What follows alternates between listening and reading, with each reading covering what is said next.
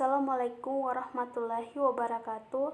Perkenalkan, nama saya Indri Wulandari, NIM F2018-01189. Baik, saya di sini akan mempresentasikan PowerPoint yang berjudul stereokimia. Nah, stereokimia adalah studi mengenai molekul-molekul dalam ruang 3 dimensi, yakni bagaimana atom-atom dalam sebuah molekul ditata dalam ruangan satu relatif terhadap yang lain. Adapun di sini hidrokarbon jenuh. Ada H3C, CH3, yaitu etana atau alkana, sikloheksana atau sikloalkana. Dapat dilihat di sini. Adapun di sini variasi struktur senyawa organik. Pertama, variasi jenis dan jumlah atom menyusun molekul.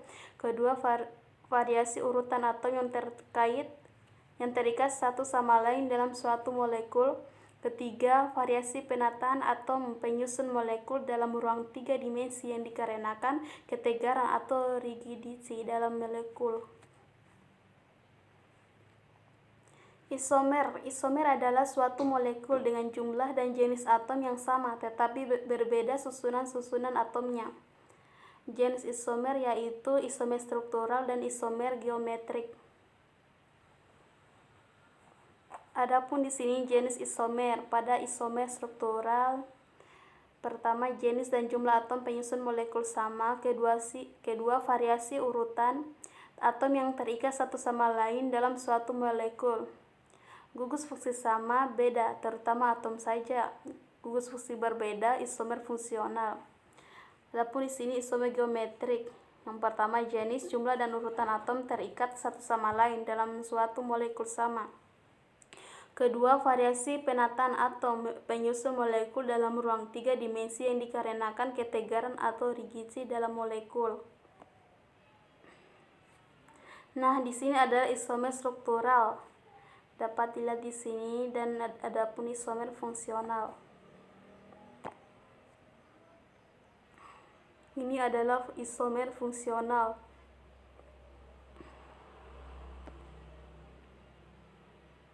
Nah, stereoisomer yaitu suatu molekul yang mempunyai pelekatan atom yang sama tetapi berbeda susunan atomnya di ruangan 3 dimensi. Dalam stereoisomer, atom yang menghasilkan isomer berada pada posisi yang sama namun memiliki pengaturan ke ruangan yang berbeda. Contohnya isomer geometrik. Nah, pada isomer geometri ini, variasi penataan atom penyusun molekul dalam ruang 3 dimensi yang dikarenakan ketegaran atau rigidity dalam molekul. Pertama, yaitu isomer geometri pada hidrokarbon tak jenuh rantai terbuka. Kedua, isomer geometri pada hidrokarbon jenuh rantai terbuka. Ketiga, isomer geometri pada hidrokarbon siklik. Terakhir, isomer geometri pada hidrokarbon yang punya pusat kiral.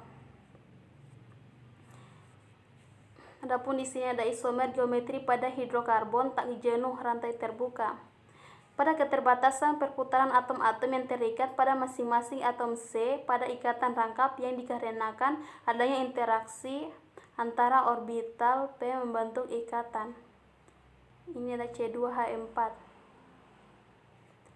Isomer geometri cis dan trans, isomer geometri E dan Z. Ini adalah sistem dan tata nama. Bisa dilihat yaitu cis pada sisi yang sama sedangkan trans pada berseberangan. Ini juga. Pada E dan Z, gugus pada tiap atom C, ikatan rangkap diberi prioritas tinggi 1 atau rendah 2 menurut aturan Chern-Ingold-Prelog. Jika satu dari kedua atom C, ikatan rangkap berada pada satu sisi, isomer Z atau zusammen atau bersama. Jika satu dari kedua atom C, ikatan rangkap berbeda pada sisi yang berbeda, isomer E atau entigen berseberangan. Di sini Chern-Ingold-Prelog. Atom dengan nomor atom lebih tinggi mempunyai prioritas lebih tinggi. Pada isotop dengan nomor massa lebih tinggi mempunyai Prioritas lebih tinggi, D atau H12 mempunyai prioritas lebih tinggi dari H1.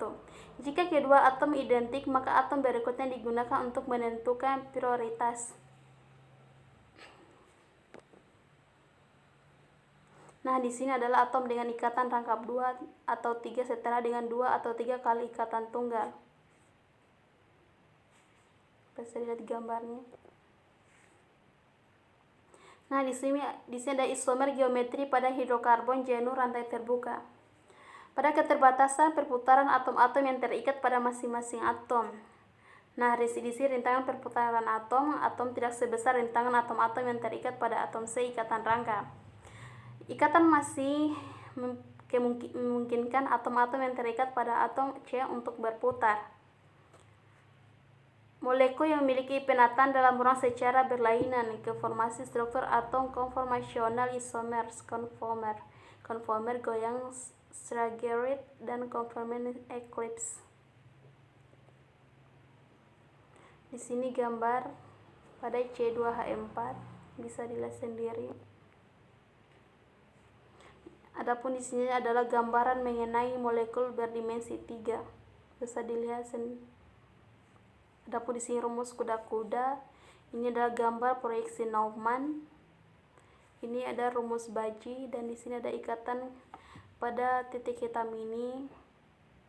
Ikatan ke atas bidang atau mendekati pembaca, sedangkan garis ikatan ke bawah bidang menjauhi pembaca. Ini ada proyeksi Fischer. Terima kasih.